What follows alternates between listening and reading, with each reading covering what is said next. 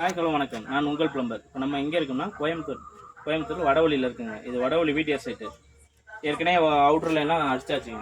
Water line இதெல்லாம் கீட்டர் line எல்லாம் அடிச்சாச்சுங்க. இப்போ என்ன பண்ணோம்னா நம்ம வேஸ்ட் லைன் போடுறோங்க. எர்த் ஒர்க் எடுத்து ஒவ்வொரு 4 அடிக்கு செங்கல் கொடுத்து பைப் இறங்காமல் இருக்கிறதுக்கு ஒவ்வொரு இதுக்கு 4 அடிக்கு கல் கட்டிங்க தண்ணி ஊற்றி செக் பண்ணிட்டோம். செக் பண்ணி லைன்லாம் இது போட்டு மண் அங்கங்கே இழுத்து விட்டுருக்குங்க.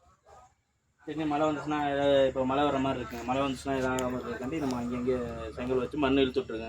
இதே மாதிரி அந்த பக்கம் போட்டுதான், அந்த பக்கம் பேக் சைடு எதுவும் போட்டிருக்காங்க.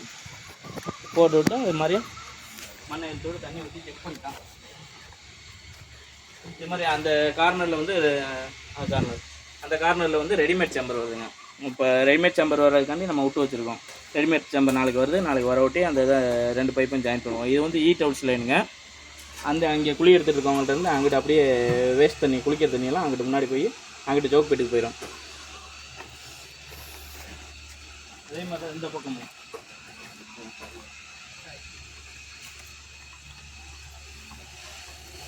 இதே நம்ம ரெடிமேட் சேம்பர் தாங்க வருது. வேஸ்ட் லைன் தனியாக ஹவுஸ் லைன் தனியாக இதுன்றோம். இந்த பக்கம் குழி எடுப்பாங்க. நான் எடுக்கலை.